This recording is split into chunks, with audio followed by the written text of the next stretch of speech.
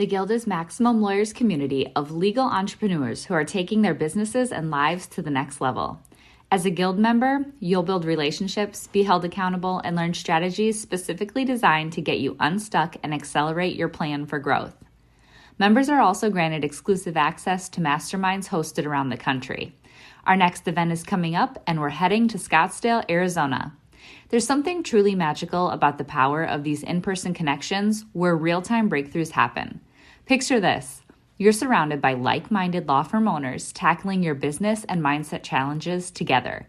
The energy is electric, the insights are transformative, and the results are game-changing. Investing in yourself is the best decision you'll ever make. The knowledge, strategies, and breakthroughs you'll gain are priceless assets that will supercharge your practice and propel you forward. Join the Guild and secure your ticket to Scottsdale at the best possible price by visiting maxlawevents.com. Hi, this is Laura Frederick. I'm the creator and founder of How to Contract, and you're listening to the Maximum Lawyer Podcast. Run your law firm the right way. This is the Maximum Lawyer Podcast. Your hosts, Jim Hacking and Tyson Mutrux. Let's partner up and maximize your firm. Welcome to the show. You're listening to the Maximum Lawyer Podcast. I'm Jim Hacking. And I'm Tyson Mutrux. What's up, Jimmy? Good morning, Tyson. I am reporting live from Holland, Michigan. I am getting ready to come back to St. Louis tomorrow. The place where we stay in Michigan is where L. Frank Baum wrote The Wizard of Oz. It's based on a little girl he met here in Holland named Dorothy. There's a little boardwalk that I walked on yesterday. It was very cold, but I am taking the same train that he took to Chicago, and then I'm going to fly home after that. So I'm very excited because I'm a big fan of The Wizard of Oz. And for those of you who don't know, I once played the Scarecrow and sang a song that if Tyson could find the footage, he'd be very happy of because it's called If I Only Had a Brain. Oh, this is fantastic. You could have said his name. I would have known who he was. So I'm glad you said who he was. So that's cool. Very, very interesting.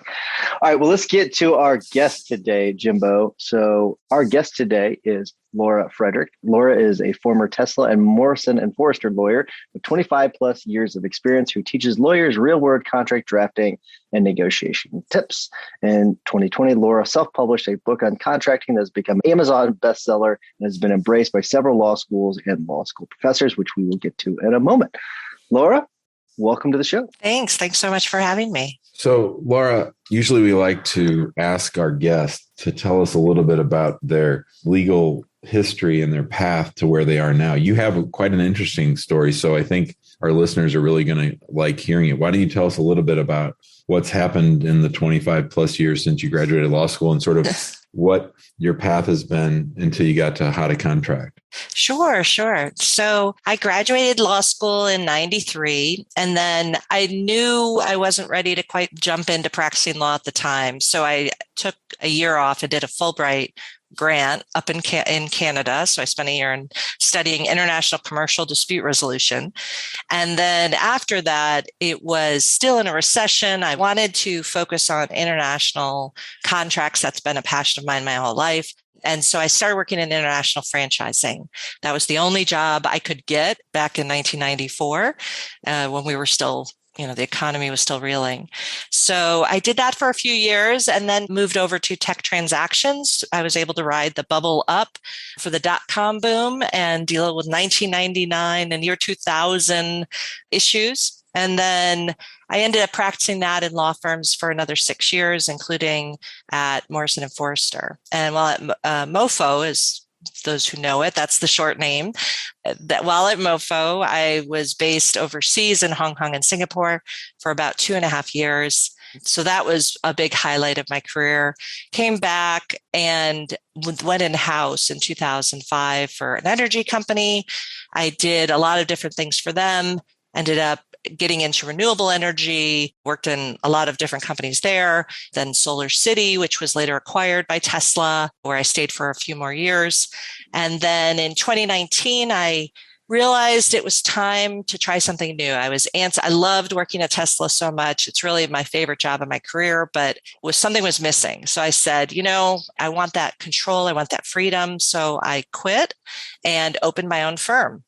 Had 8 months of money in the bank. And I figured, okay, if I can't make any money at 6 months, I'll go find a job. So I left with no clients, no nothing. Even Tesla, wasn't able to hire me right away. So it was a leap in the dark for sure.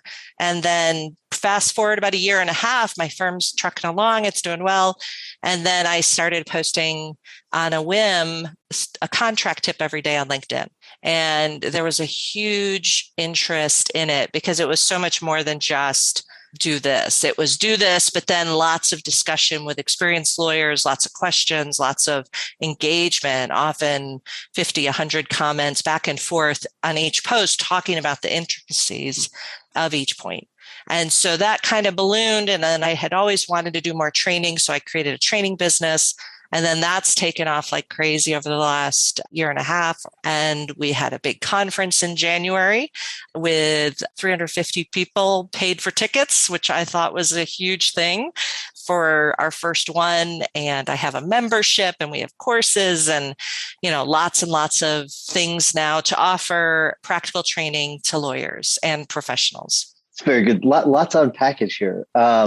With all of that, I wanted to talk about the beginning of the firm, but I'm going to get away from that for a second. I imagine that managing your time is extremely, extremely important with everything that you've got going on. So I actually want to talk about that for a second. Let's talk about time management. How do you manage your time to make sure you're able to do all of these things effectively? Yeah, I think I was one of the people who the pandemic helped tremendously. I don't know that I would have followed this path over the last year and a half without it, because I'm also a single mom with 4 teenage kids.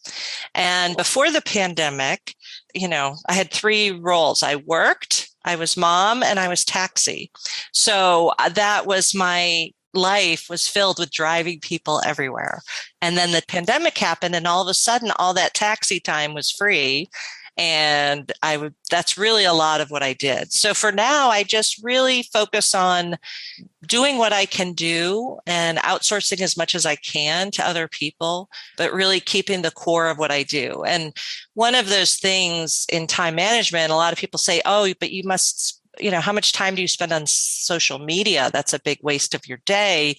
But in reality, for me, that's the most important part of my day because that's engaging with my community. It's engaging, I look at it as my social time. I get to talk to all my friends and nerd out on contracts. I get to see what people are doing. It's the fun time, but it's also where I build my community. I build my network and I kind of reinforce that I'm a go-to person for contract training. So you're working at Tesla and you're partying with Elon Musk and this but not that kind of partying. No. Right, for sure. I want to be clear. This seed comes in to your head somehow of going out on your own. And so what I'm wondering is, what was the seed? How did you water it? And then once you went out on your own, were you worried that it wasn't going to grow? Yeah. So the seed was the fact that I wasn't happy despite having everything I ever wanted. I was working in the coolest company. I was working on this very niche thing of global environmental commodities. So zero emission vehicle credits, greenhouse gas credits. I was the lead lawyer for the company doing all those things. And I had this great team who I adored and would do anything for. It was just a wonderful experience, but it wasn't enough. And there was something like, wait, I'm not fully happy. So I spent actually about a year kind of exploring, well, maybe it's not the right place. Maybe if I found the right place and I interviewed and I, got a new job, that would be even better. That would be a better fit and make me happy. So I started interviewing and I just found nothing really was that, nothing was better. And I thought, well, but I'm still not happy. So maybe what's better is not this core. I'd been in-house for 14 years. Maybe it was something different. And I started to look at the idea of opening my own firm. And so, like I said, it took about a year and it was a lot of self-reflection because I didn't want to make that take that leap if that wasn't the answer. I didn't want to do that and then turn sideways and go get a job a month later. Although totally fine for people who do that, but I really wanted to make sure it was the right leap. So a lot of self-reflection. One of the things somebody said to me was, come up with your one word. And this actually was a big part of that year. And they said, what's your one thing that's your life goal that you need? Not really a goal, but you need more than anything else. And I'd say, well, I want a lot of flexibility with my time. I want to be, blah, blah, blah. And he's no, one word. And I'd say, well, more whatever. And he kept saying, no, one word. So I got down to one word, which was freedom. And freedom was the word I wanted. Freedom to pick the clients, freedom with my time, freedom to define my destiny. And then once I kind of settled on that word and that concept, I realized the only way to get that freedom was opening my own firm. And so the biggest thing that helped me push myself over the edge, flailing off the cliff with no parachute, was I looked back in my life and I said, I've been successful in my life. I was good at school. I was good at law firms. I was good in house. I've done well. What about that history makes me think I'll fail at this? And I kind of realized I trusted the fact that I'd been able to make a success out of different things in life, and certainly had my share of failures too, but generally an upward tide. And I thought, I can do this. Even though I have no idea what I'm doing, I can figure it out. I'm smart. I'll work hard. I'll make it a success. So I wonder now, let's think about like the 6 months after you'd launched the firm, right? And I just wonder, did any doubts creep in at that point where you're thinking I kind of miss what I was doing before. I want to go back to that. Did any of those thoughts creep in? And if so, how'd you deal with it? And not once, I'll tell you, Yes. Because it was, and for people who have not opened their own firm, it is the nirvana that you didn't realize existed, because especially for people who, have gotten to a point, at least I think it's a lot easier for people who are at my end of the career, where you already know all the stuff of how to do the job. And then it's just a question of setting up a new business arrangement. Instead of doing it for an employer, you're doing it for clients. So it's an easier leap, I think, for people who have that history. So I did. And I knew a lot of people because I'd been practicing law for 24 years at that point. So those were the people for the first really year and a half, they kept me busy. I had little periods of dips and, maybe not as busy, but I'm scrappy. I'm hardworking. I found people who needed lawyers for 20 hours a month, 30 hours a month. And I did those at a lower rate to kind of fill in the gaps until I got more clients and higher billable rates and was able to sustain myself. Have you ever felt overwhelmed with everything there is to do within your legal practice? How do you keep up with your legal work while making time for growing your practice and attracting clients? Do important things like deadlines and even your family fall through the cracks? This is why you should join us at the #1 conference for legal entrepreneurs, Max LawCon. We're going to be focused on helping practices scale and bringing calm to the order. This conference is curated in order to accelerate your implementation. Based on where you are in your legal practice, we're going to help you identify exactly what is most important right now. When you leave Max LawCon, you go home with complete clarity, focus, and a plan to make 2022 your best year ever. And not only your best year in terms of revenue, but your best year in terms of time. Time back with your family. More time to do the work that is in your zone of genius. Only taking the clients that you like. And more money in your pocket. It's all at the Maximum Lawyer Conference. Max LawCon is a 2-day event on Thursday, June 2nd and Friday, June 3rd in St. Charles, Missouri. Seats are filling fast. Grab yours today at www.maxlawcon2022.com. You're listening to the Maximum Lawyer Podcast. Our guest today is attorney Laura Frederick. She's the founder of How to Contract. Let's shift gears and talk about how to contract. What is it? How does it work? And how's it going? Yeah, it's been tremendous. So it started with, as I said, I started posting contract tips on LinkedIn. People were really responding that because one of the gaps for people who work in business contracts, commercial contracts, there's a ton of information out there, but very little that explains the practical. There's cases that say this. There's statutes that say this, but when it gets to, okay, I'm looking at an agreement, a master supply agreement in front of me, and here's the license section. What the heck do I do? Am I supposed to keep that word? Do I change it? Does it matter? My client's this kind of thing or this kind of business. Should I worry about this? When, all that kind of stuff that would come from typically mentoring relationships at a law firm in the old world, or in some, the minority of lawyers now who get trained that way. So what I found as a lawyer, there really wasn't anywhere that had that kind of inside practical information. And so that was really that gap in the industry I was trying to fill. So I built this business called How to Contract with the goal of filling that gap, where I would actually explain to people, okay, when you get to an assignment provision, check for this. The first phrase, it should say something like this. If it doesn't, do it this way. And if you worry about these things, add this. That's all that kind of stuff. And so the business really became a place and I designed it as a place that people could learn and, not just a one and done course, sign up for 4 hours and you're done. Great. You're perfect, because learning doesn't work that way, at least not this kind of learning. So I started and the cornerstone of my How to Contract business is my membership. And I created a membership where it started out for the first year because I didn't have the content. So I had to force myself to create this content, all this training.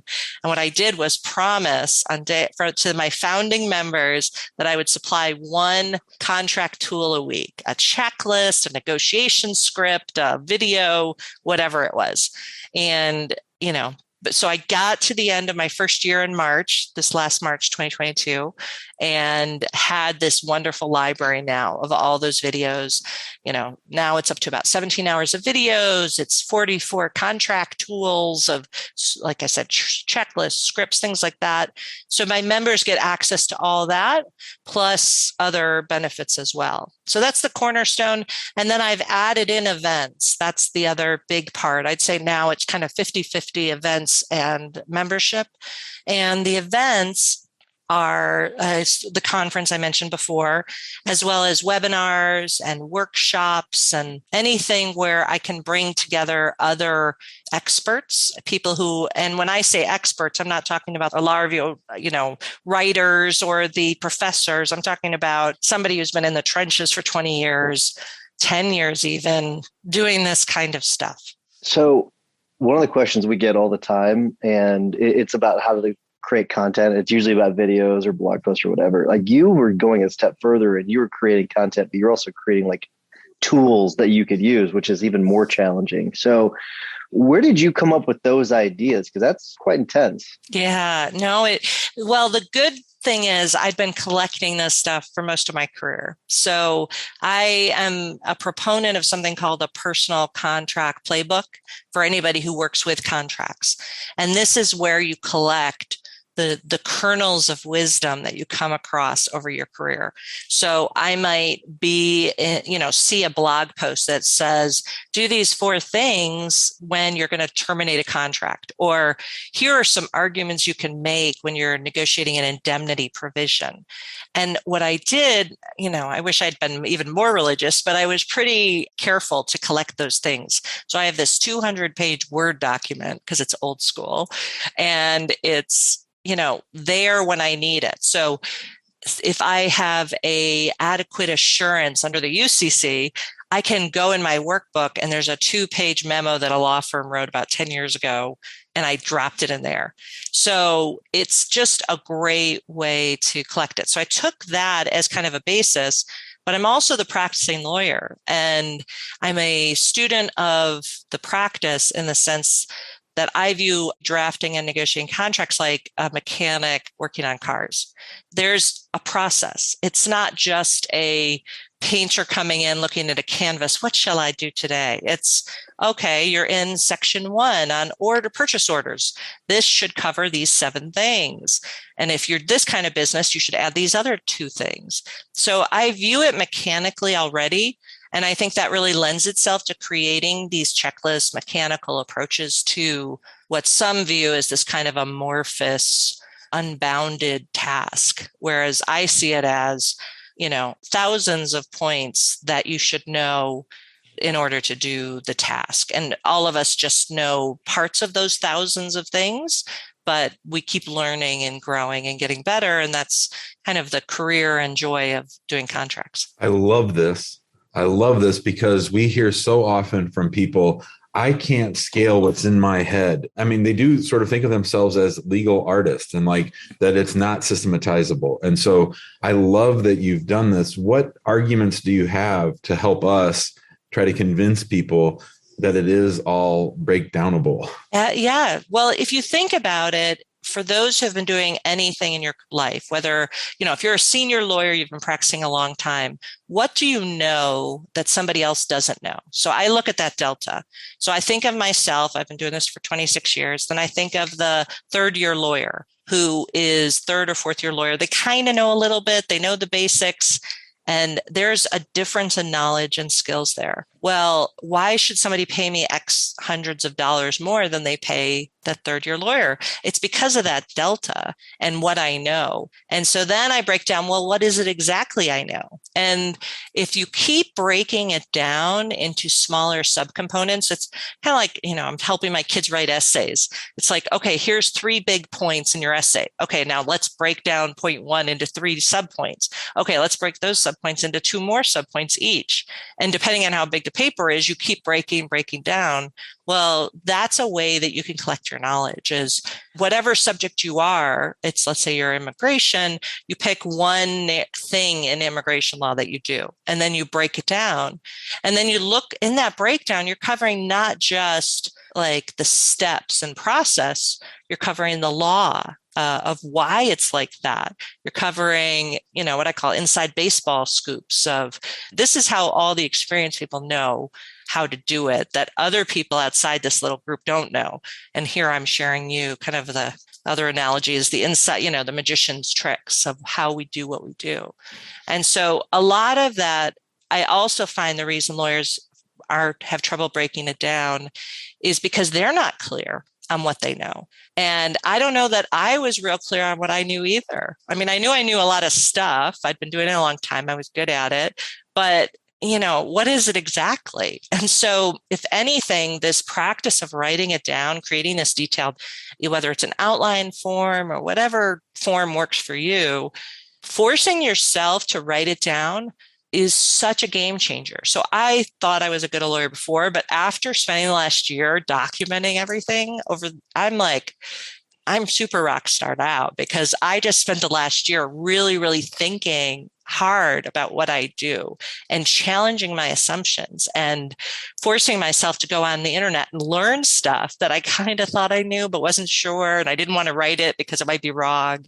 So that investment in my own skill set was tremendous in, gaining confidence and really documenting what I knew. So Laura, it's clear that you're passionate about what you do. I just wonder, in 10 years, does your law firm still exist? Are you still going to be practicing law or is it going to be more about the membership side? Yeah, I don't practice as much as I used to. I've reduced that just to free up time to do this because this has become much more of a mission. Practicing law is often one-to-one. And I love the impact I have on my clients' business, on their lives, and being able to help them. I've gained so much satisfaction from that.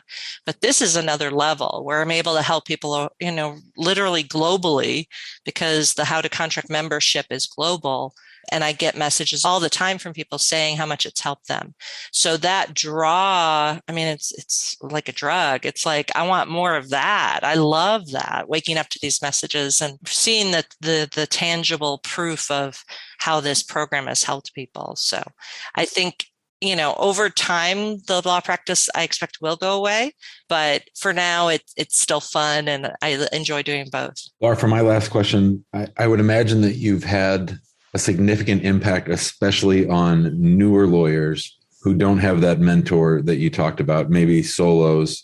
Talk to us about how satisfying that has been. Oh, it's amazing. It's amazing because I think contracts is this subject that's it's different than other legal things where there's more rules and it feels like there's more, you're going to be a litigator, go get the court rules, go do this, go take these tasks. And there's really no place to learn that for contracts. So not in the way that the real world does. There's lots of academic stuff, but not kind of how we really do it. So talking to solos, talking to new lawyers, I just was talking to a member last week. She said, I'm joining the membership because I'm the only lawyer in my department at my company, and I don't have anybody to ask these questions. And so my membership, my annual members get a weekly call, ask me anything call. So, they're bringing their questions. They send me lists like, can you address these? I said, well, if we have time, so we're covering all that stuff. We have a LinkedIn group where people can ask questions and the whole community answers.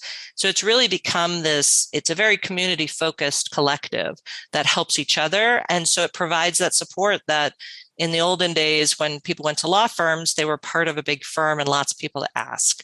And solos and, new lawyers who don't have that can get that through this membership and through this group.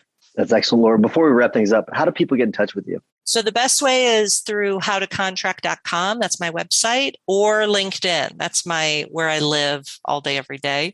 So I message people all day. I'm on all day talking to people about contracts. I post a contract tip every day.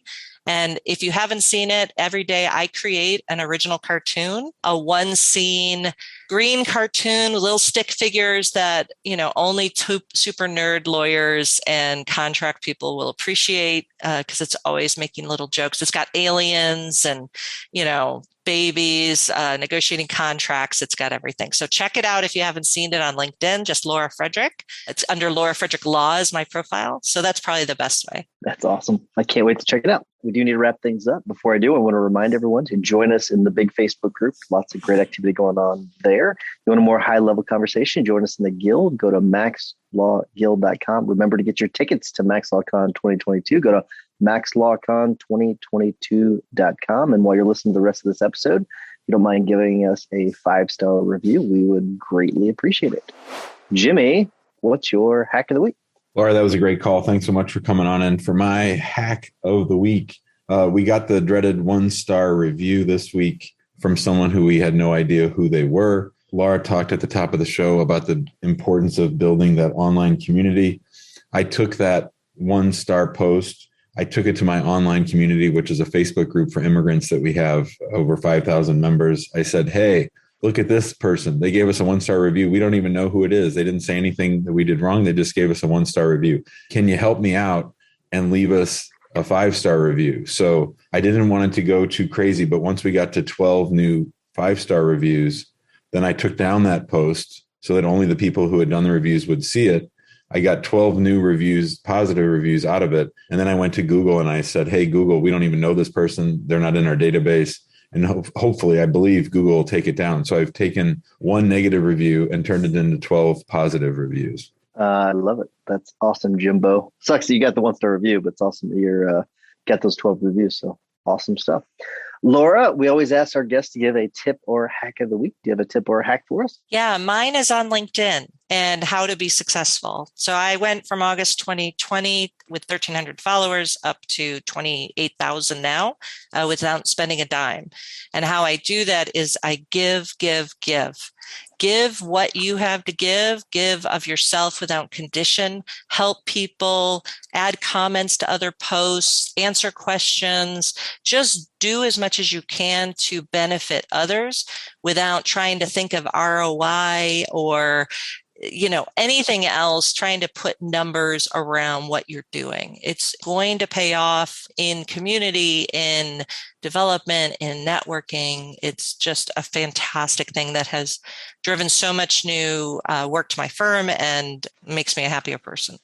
Very, very good. My tip of the week is a book. It's called Damages Evolving. It's the newest book by David Ball. It's got David Ball, Artemis Nakpor, Courtney Rowley, and Nick Rowley. I know this is it's usually an injury type of a book, but I really recommend people read it. It's got like chapters like chapter 6, Calculating Fair Trade Value. Like the way that they all those authors approach these books is they treat their clients like human beings. That's what they are. And so I think a lot of times we view clients as numbers and they shouldn't be viewed that way. So I recommend it for really anyone that represents a human being. So all of you, Damages Evolving, any of the Nick Rowley books, highly recommend, but this is the newest one. We just arrived a few days ago. So I'm still digging into it, but I like all of their stuff. So highly recommend it. So Laura, thank you so much for coming on. Been a lot of fun. I can't wait to check out a lot of your content. I'm really excited about that. So thank you so much. Awesome. Well, you're welcome. Thanks, Laura. Thank you. Thanks for having me. You bet. Thanks, Laura. We'll see you. Bye. Bye. Thanks for listening to the Maximum Lawyer Podcast.